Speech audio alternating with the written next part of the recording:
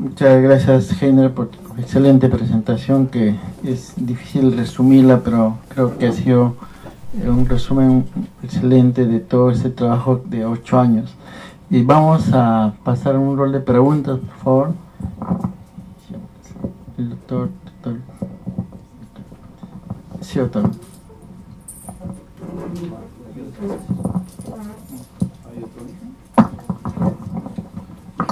Bueno, en primer lugar, para felicitar al doctor Gio por la presentación y además por el trabajo que está realizando sobre el genoma humano, que es extraordinario.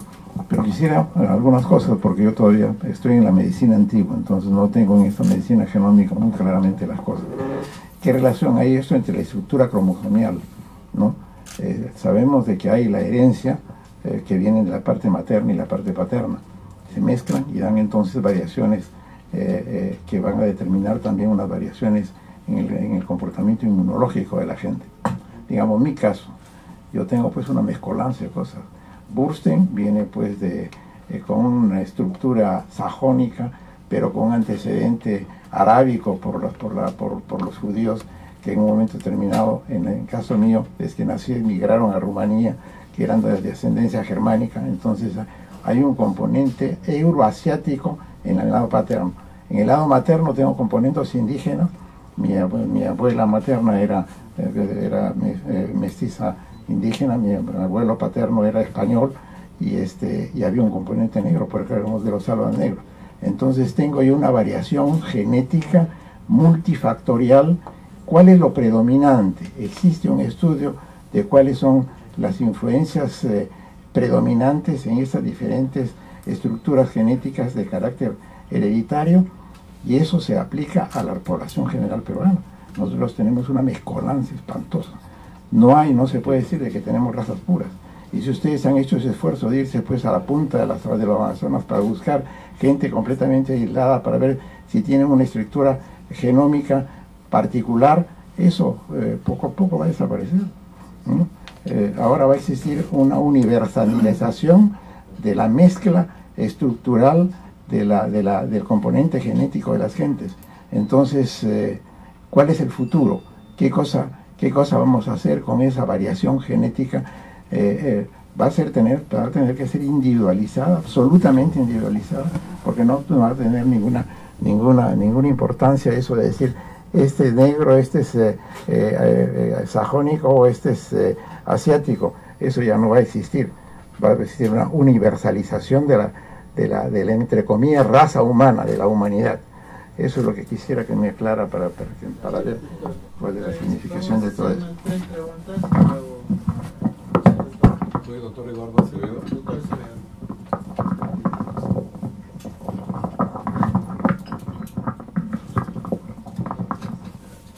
Muchas gracias. Felicitaciones, doctor Gio, por su trabajo. En verdad era tiempo que el Instituto Nacional de Salud tomara tantas buenas iniciativas. Y nace mis comentarios porque el Servicio de Reumatología del Hospital Almenara tiene publicaciones sobre genética hace varios años. Comenzó el año 94, me parece, publicaba en Journal of Rheumatology sobre artritis reumatoide en relación al HLA-DR1402 en poblaciones mestizas, que había una diferencia con la población mestiza. La tipificamos siguiendo 3 generaciones hacia atrás, y eso basó sobre un estudio que hemos hecho el grupo latinoamericano de estudio de artritis reumatoide y de lupus. En conjunto tenemos cerca de 60 publicaciones, no solamente clínicas, que nació como una idea, porque es muy pobre la información sobre prevalencia o índice o incidencia de enfermedades en nuestro país, y como tal tuvimos que seguir un formato que se llama COPCOR, que son las iniciales de estudios cooperativos, auspiciado por el Instituto Nacional de Salud, por la Organización Mundial de la OMS. Este estudio permite conocer a las poblaciones que no tienen posibilidades de que sus institutos nacionales de salud, el Ministerio de Salud en todo caso, pueda hacer estudios de prevalencia o incidencia de enfermedades. Al no saber la población, las enfermedades reumatológicas específicamente, seleccionamos una población que fue la población de Tambo Grande. Esta población que está en Cieneguilla, donde más o menos era universal el mestizaje de poblaciones descendientes de Ayacucho y Junín y Andahuaylas de Apurímac, y se hizo un estudio que salió publicado en otra revista con factor de impacto muy alto, el Journal of Rheumatology, y otra más adelante comenzamos a generar consensos con grupos de México. Marta Alarcón, hija de Donato Alarcón Segovia, que trabaja ahora con Javier Martín en el Instituto en Granada, en España, y es parte de lo que es el Instituto de Genética de Nebraska, de Oklahoma, en Estados Unidos. Y hicimos estudios en lupus sistémico y en artritis reumatoide sobre genes. Uno de los más interesantes tal vez fue la primera expresión del mestizaje en nuestro país, no en estudios poblaciones nativas específicamente, sino mestizaje. Y el hallazgo está publicado en Arthritis and Rheumatology 2010. No sé si tuve la ocasión de leerlo, pero en él se lo manifesté a César Sánchez, el joven que ha tenido cercano a nosotros porque su padre trabajó en el servicio, en donde encontramos esa prevalencia de genes en el mestizaje, 64% en el mestizaje en peruanos. Y los Yoruba, de Kenia, tenían 98-99% de genes precisamente nativos africanos. Y en el estudio comparativo, en este grupo latinoamericano de estudio de enfermedades reumatológicas, encontramos que Colombia, México y Argentina tenían algunas sustanciales diferencias, que está señalado inclusive en el artículo de Julian Hamburger de Stanford, con el que publicamos precisamente en 2015 en PLOS Genetic, que tenemos las diapositivas y toda la información que habla sobre las características de la población.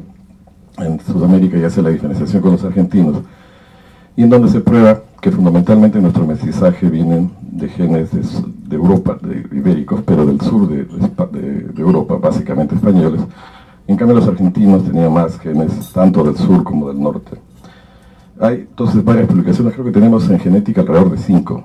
Nos hubiera agradado escuchar alguna de ellas para escuchar su opinión y conocer sobre ellas, relacionadas a, es más, en el mestizaje se probó que hay genes que son diferentes a los planteados por los ibéricos, por los norteamericanos, y también la comunidad negra norteamericana, en donde obviamente actúa la epigenética para ver la diferenciación de esta enfermedad. Pero estos genes son diferentes y dan una prevalencia de enfermedad. Las muestras llegan a ser alrededor de 400 o 500 pacientes, tanto en lupus como artritis reumatoide y controles. Fue autorizado por el hospital, el Comité de Ética fue autorizado por el Ministerio de Salud, y obviamente en algún periodo, así como usted, nos pidieron que no hiciéramos investigación, sin embargo nos daban unas horas más de libres para hacer otras cosas. Obviamente eso sonó una ofensa, y desde entonces nos ganamos alguna forma de crítica, e inclusive también un proceso administrativo, porque una paciente orientada por esto, como el gen era del estudio, el grant venía de Suecia, uno de estos escribió que recibíamos plata de un gobierno de Suiza, no era Suecia obviamente, y esto está todo documentado en la información que le dimos al Comité de Ética. Sí nos gustaría que en algún momento pueda leer esto, es importante si no lo he hecho, a nosotros nos interesó mucho, por eso me adelanté y eso le pido disculpas al doctor Cabeza, pero cuando le comenté al doctor Morales sobre la posibilidad de presentar este artículo a raíz de la información que había conseguido leer y que me comentó también César Sánchez, fue presentarle una sesión de la academia, y creo que tempranamente el doctor Morales pensó, igual que yo, que había que escucharse, porque es una información muy importante y muestra un trabajo que seguro progresa en el tiempo y va a ser así, y lo felicito nuevamente.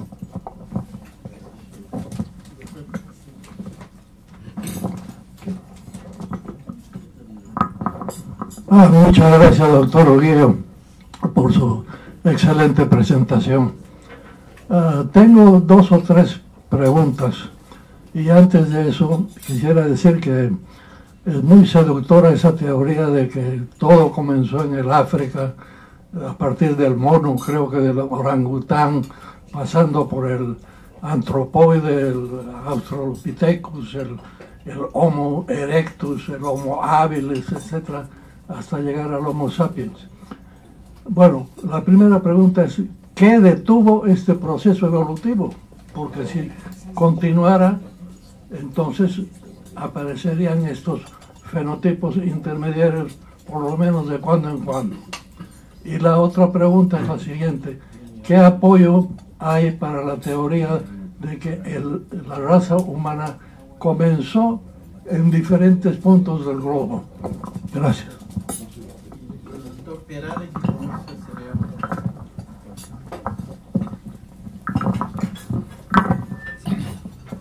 Bueno, yo no solamente quiero felicitar al ponente, sino agradecerle, porque realmente usted ha tenido que sacrificar mucho de usted mismo, de su familia y muchas otras cosas, para poder seguir adelante con este proyecto tan importante, ¿no? Entonces, muchas gracias como peruano.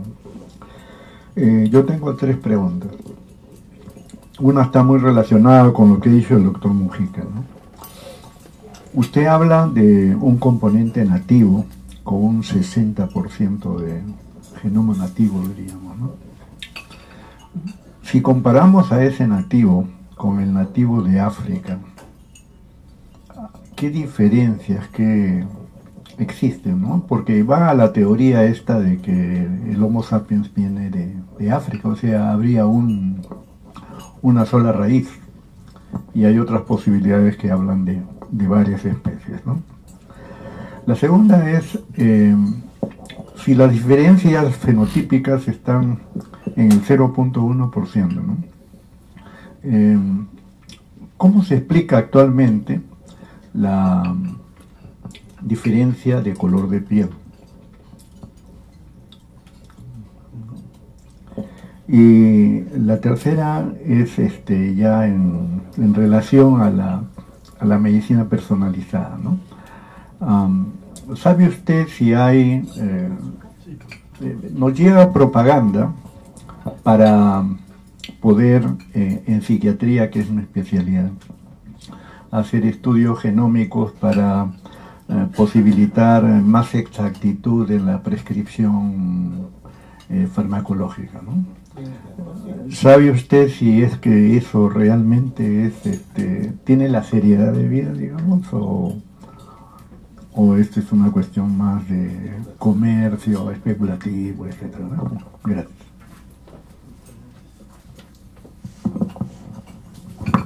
Doctor Guio va a tener la respuesta del grupo. Muchísimas gracias por las preguntas. Lo bonito de cada divulgación científica es que también nosotros los investigadores aprendemos los diferentes enfoques en los cuales tenemos que incidir en las siguientes presentaciones. La primera pregunta del doctor Burstein es sobre su caso. Doctor Burstein, ¿sus papás son de aquí de Perú, su papá y mamá? Perdón, ¿de Lima? No. Ninguno.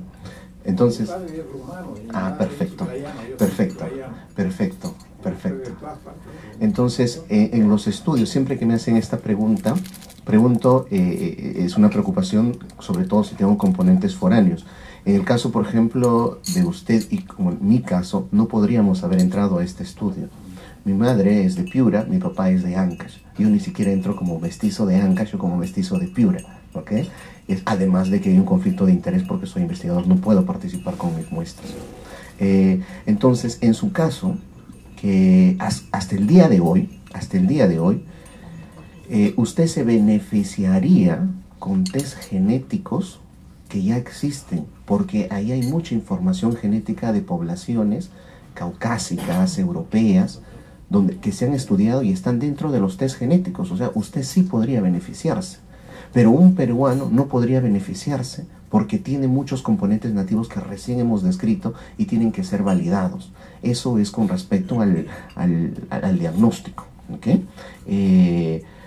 Al día de hoy, yo creo que las poblaciones que mayor se benefician son las poblaciones europeas y los americanos, porque son poblaciones ya estudiadas, y esto ha sido un problema para la población latinoamericana en las conferencias de la Sociedad Americana de Medicina Genómica. No hay suficiente información en Latinoamérica. Primero fue México, después inició el Perú iba a ser el segundo, pero de ahí Colombia lo hizo rápido, después aportó Brasil, Chile está aportando con otros 10, Argentina. Entonces ya yo creo que en el lapso de 2 o 3 años, eso dependerá cuánto de las especialidades estudiemos y validemos estos nuevos hallazgos para introducirlos en un test genético. Entonces, y va a ser la mayor cantidad de población peruana que cumplan estos criterios, que sean peruanos. Mientras tanto, los que tenemos mucha influencia extranjera, como es su caso, sí nos beneficiaríamos de los test actuales porque ya su población ancestral ha sido estudiada. ¿Cuál es el peruano? El peruano es aquel que tiene más componente nativo, más componente nativo. Así es. Así es. Es que nosotros, para nuestros nativos, para la definición del estudio, es aquel que ha vivido siempre en una comunidad geográfica aislada, pero no hay que perder la visión histórica. El mestizaje siempre ha existido desde que ellos llegaron a Perú. O sea, ellos han dejado ancestros que finalmente no decidieron irse a la selva, decidieron quedarse en los Andes, pero proceden de una misma rama. ¿Okay? Entonces, siempre ha existido el mestizaje.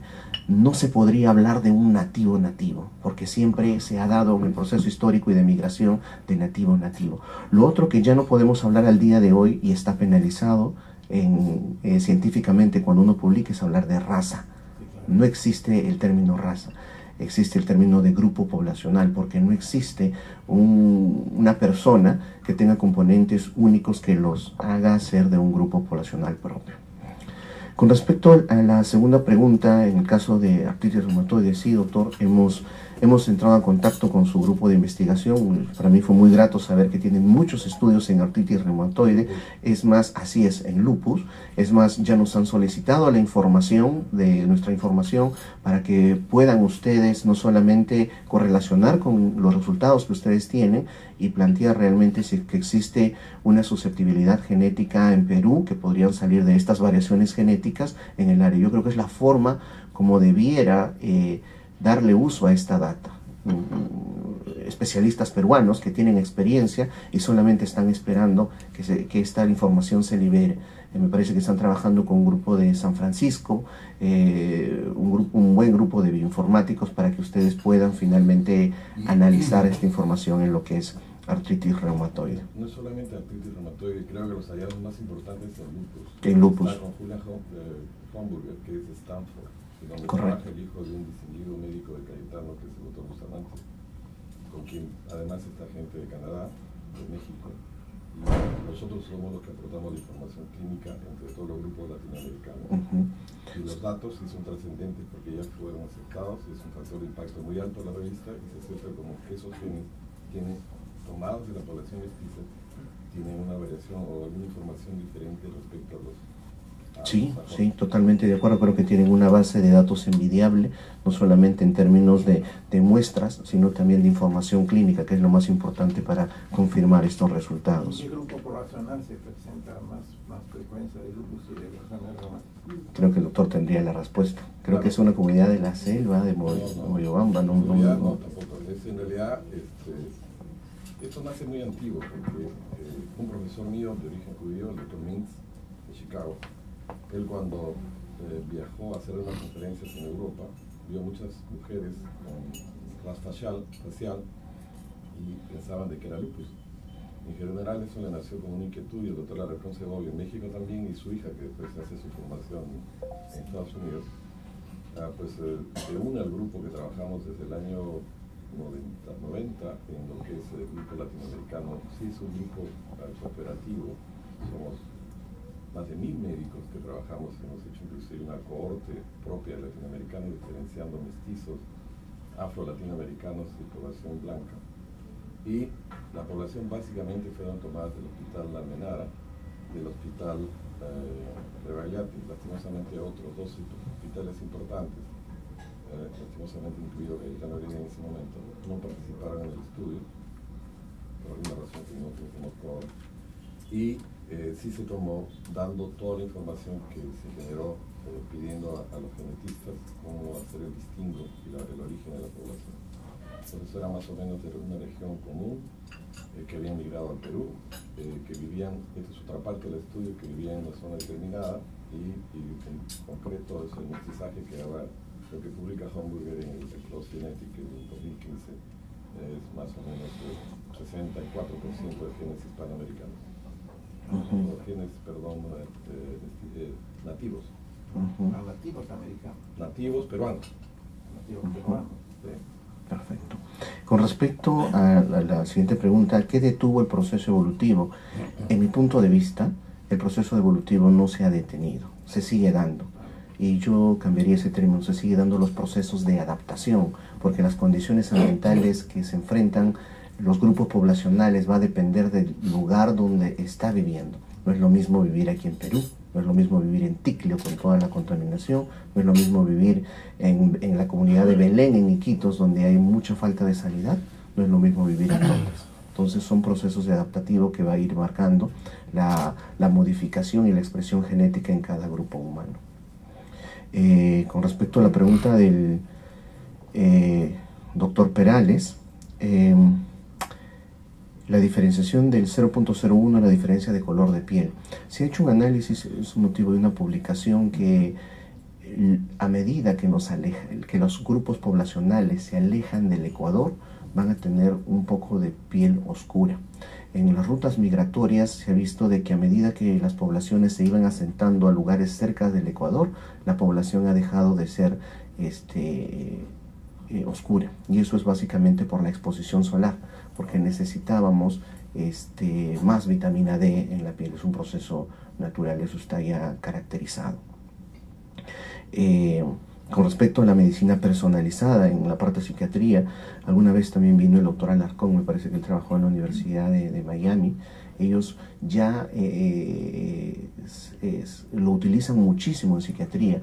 Las áreas donde más se está utilizando el área de farmacogenética, o sea, hallazgos genéticos en relación al medicamento que uno va a recibir, es en psiquiatría, en oncología, reumatología.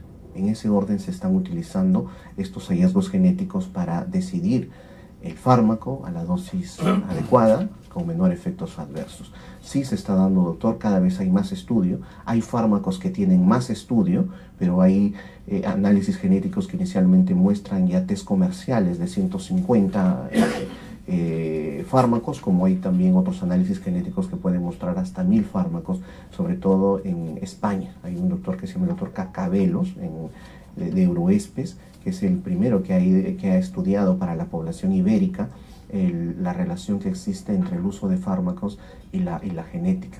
La pregunta es que si yo me hago ese test farmacogenético en Estados Unidos y ya sé que para mí no funciona bien el fármaco A, quiero el fármaco B, ¿cómo va a interpretar nuestro clínico en Perú?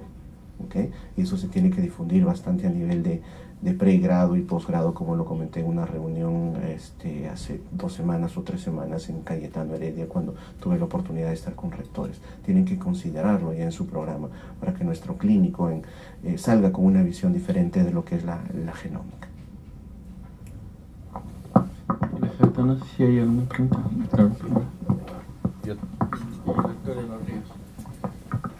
Yo también quisiera felicitar al doctor Gio por su excelente trabajo y por la contribución que ha hecho al país, que me parece trascendental, una de las contribuciones más grandes, creo yo.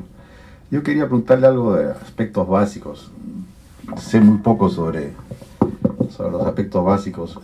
Cuando ustedes hablan de ancestro europeo, asiático, afroamericano, en base a los microarreglos, ¿cómo se establece esto? ¿Por frecuencia de genes o de polimorfismos? Y de estos genes, ¿qué codifican? Los que son codificantes, ¿codifican el color de la piel, el cabello, el iris, la morfología ósea?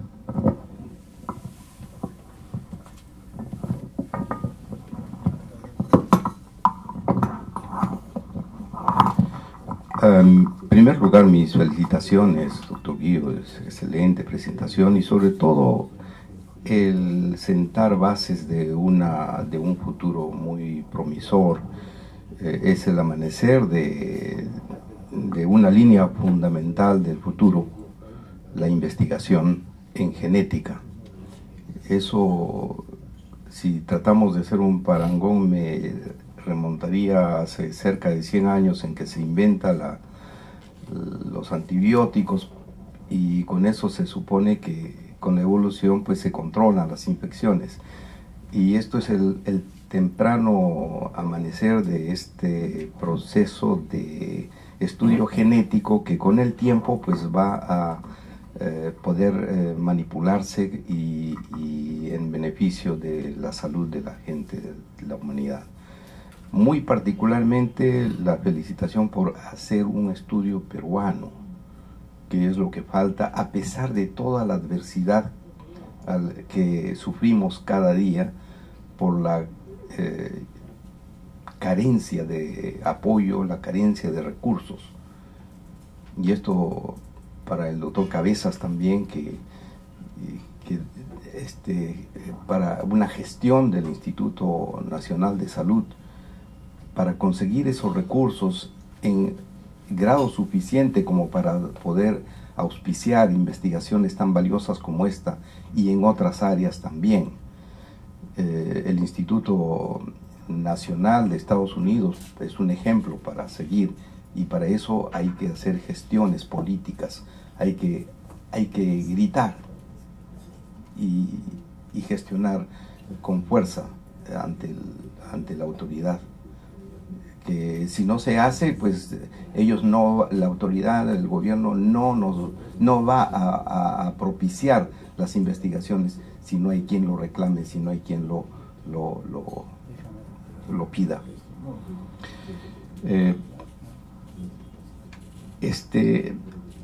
Una cosita que me gustaría conocer, usted habló sobre la epigenética y la influencia del ambiente, pero el ambiente es apenas uno de los, aunque eso abarca muchos conceptos, ¿no?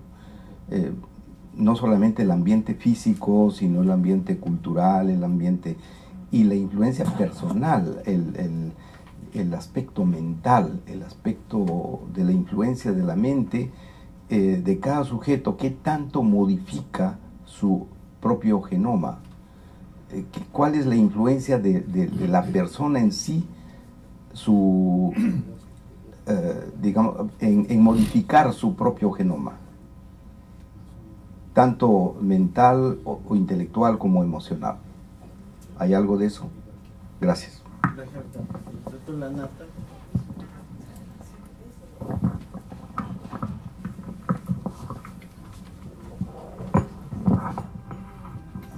Gracias, excelente presentación.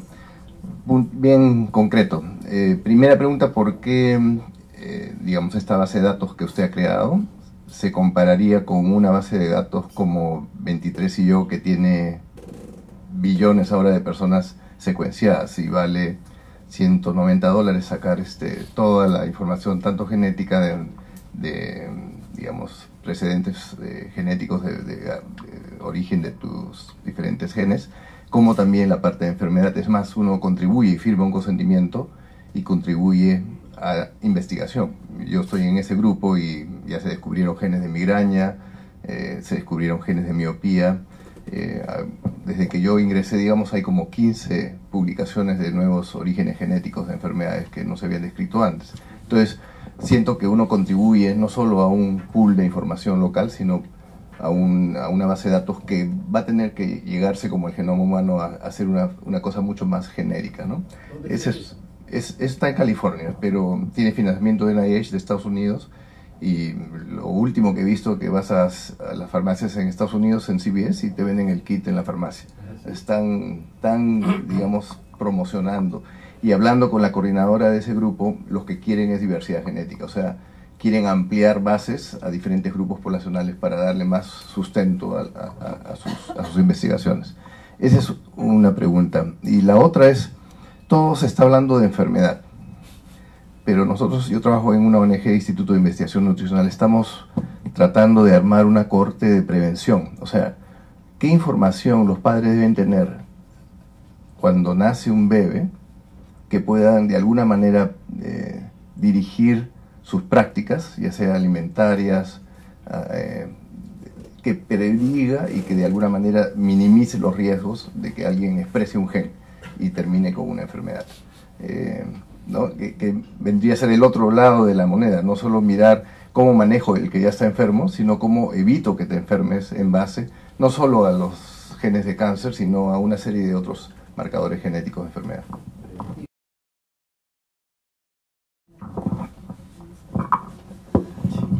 Heiner. Muchas gracias.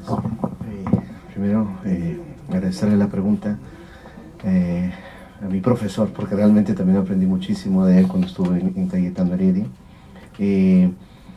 Generalmente cuando empezó todo esto, los 40 seres humanos que contribuyeron al proyecto de diversidad genética, se encontró variantes comunes en un ser humano. Para esto no existe un control como ser humano cuando se hace estos estudios genéticos. No podríamos decir, este es el genoma de un ser humano control. Si es que encontramos una alteración en este gen, entonces este va a desarrollar una enfermedad. No existe. Para eso se utilizó el término de grupos poblacionales. Lo que identificamos cuando estudiamos en una enfermedad o en un grupo poblacional es la frecuencia, como usted lo ha mencionado, pero también estudiamos el polimorfismo. Hay variantes genéticas en un gen que no van a tener ninguna implicancia, ¿ok? Pero sí van a tener alguna implicancia en un determinado grupo poblacional.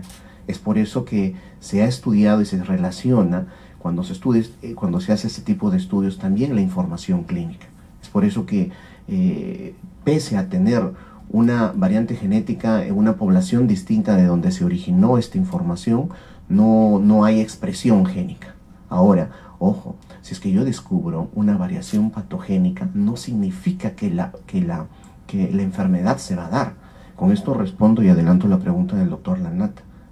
El factor ambiental, que no solamente es como, de repente aquí no fui muy preciso, cuando hablo de factor ambiental estamos hablando de la interacción con el ambiente, la interacción con todos los microbios que tenemos en nuestra flora bucal, intestinal, que más o menos representa 1,5 kilos de patógenos con los cuales nuestro sistema inmunológico está actuando día a día, ¿ok?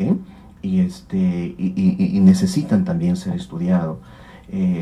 Sí, se ha ya adelantado estos estudios de predicción. Aquí no estamos hablando de prevención. Prevención es, voy a consumir menos sal para que no me dé hipertensión, o controlo mi consumo de azúcar para no tener diabetes. Estamos hablando de predicción. ¿Qué riesgo tengo? Porque genéticamente tengo un riesgo para desarrollar una enfermedad para yo desarrollarla.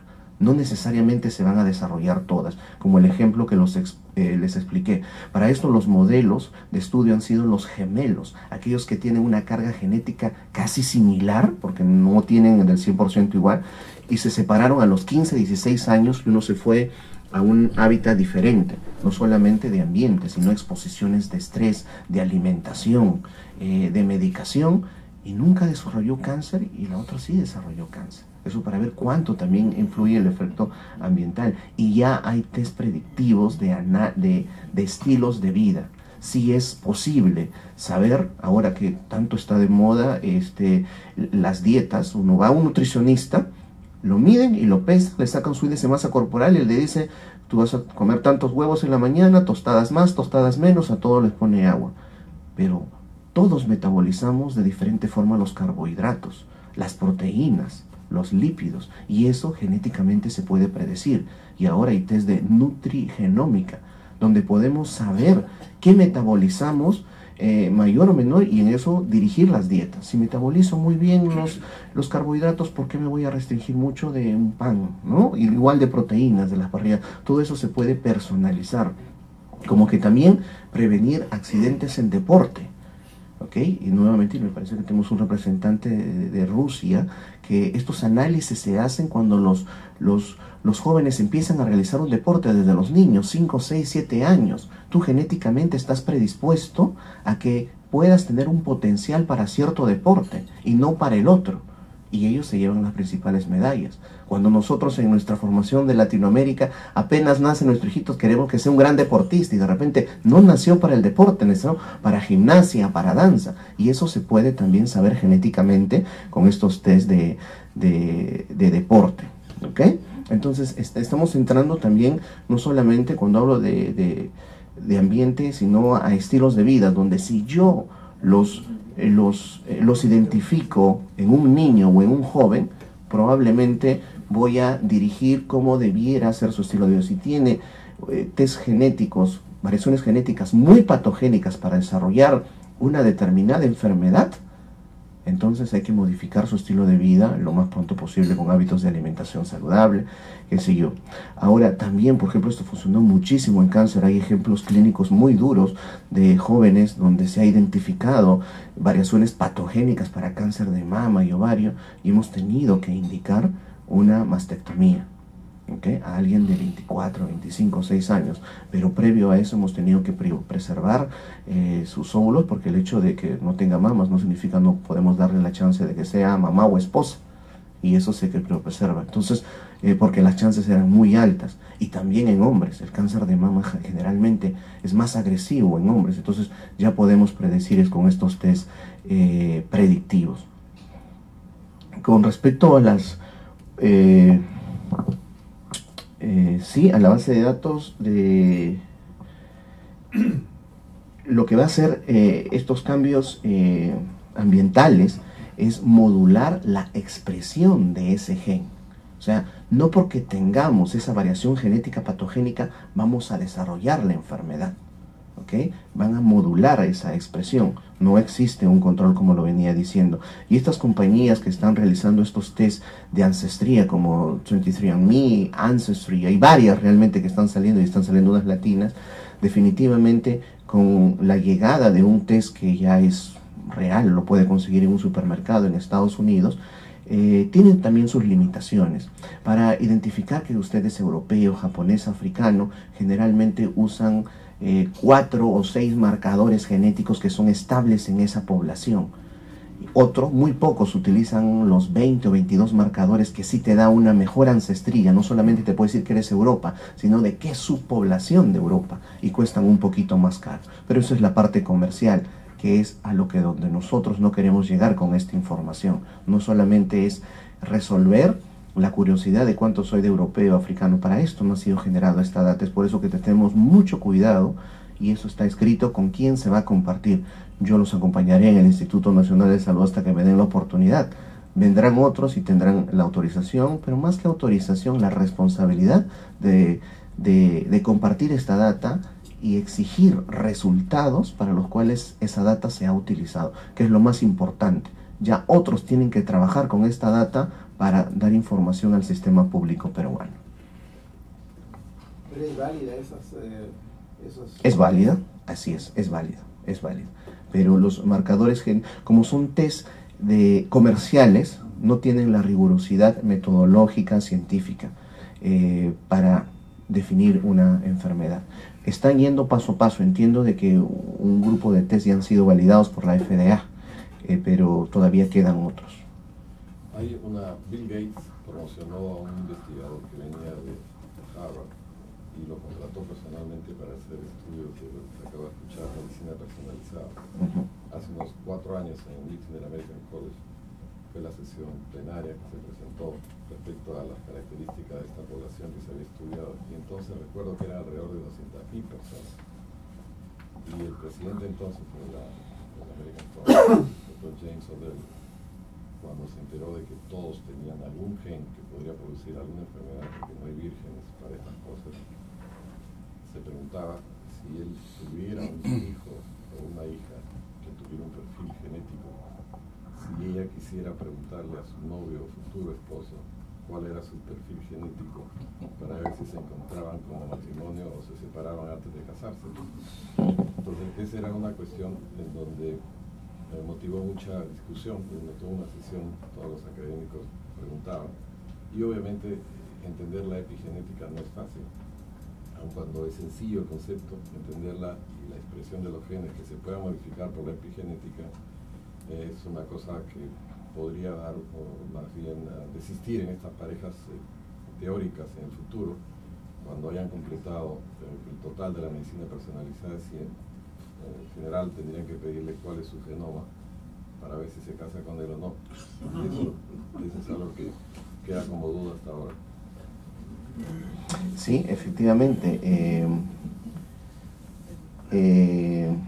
Tanto ha crecido la relación que existe entre las variaciones genéticas y la expresión que pudiera existir en esto, de que también hay test que, y voy respondiendo a lo que usted pregunta, donde se ha asociado variaciones genéticas a la actitud humana. Ya se puede saber, inclusive en niños, en algunos países lo están haciendo, si este niño va, desde lo más simple, desarrollar miopía, o va a necesitar un soporte social, o la tolerancia al estrés. Algunos han sido validados en reos muy violentos y se ha visto la expresión genética de algunos genes.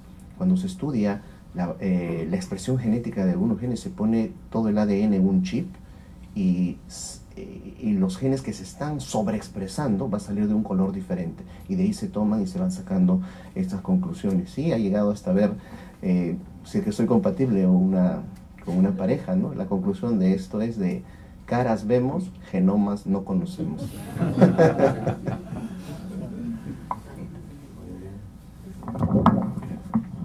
Muchas gracias, doctor Guío, por compartir los resultados de esta investigación, sobre todo la perspectiva que abre de la medicina genómica, como se ha mencionado, no solo para tratar a los que ya están enfermos, sino también para evitar que las personas se enfermen, obviamente considerando el contexto, y no solamente basarnos en este conocimiento genético, sino el medio ambiente, ¿no? Quería destacar la importancia que tiene la investigación y la participación tanto del sector público como privado, ¿no? Y sobre todo el trabajo en redes, que es lo que está mostrando Heiner, porque a través del estudio se han podido interesar a otros grupos internacionales que han participado y han ayudado. Yo creo que es importante, tanto en el aspecto técnico, científico como financiero, de compartir estas redes. Creo que eso es crítico. Y bueno, en mi defensa diré yo, el doctor me dice que soy del instituto, pero no siempre estamos en los cargos, no siempre decidimos. Pero el año pasado, que nos dieron otra oportunidad de estar, hemos pasado 10 millones de soles del INES al CONCITEC para investigar en salud y las prioridades sanitarias que tenemos. Yo creo que debemos congratularnos de este estudio que nos está abriendo un área importante, no solamente para las necesidades que tenemos como país y ver nuestra ancestralidad, sino también creo que es un aporte al mundo, ¿no? Porque es parte del genoma humano que se está aportando a esta población mundial que tenemos. Y quiero reiterar mi agradecimiento a Heiner y a ustedes por sus comentarios. Entonces queremos dejar para cierre la reunión a nuestro presidente, el doctor Morales. Doctor Heiner Guío, felicitaciones por su trabajo y gracias por su excelente presentación. Ha sido además una historia apasionante y un proyecto que todos debemos apoyar y promover, preparándonos particularmente a los médicos para los nuevos tiempos. Le entregamos un diploma con nuestro reconocimiento por su excelente presentación y mensaje.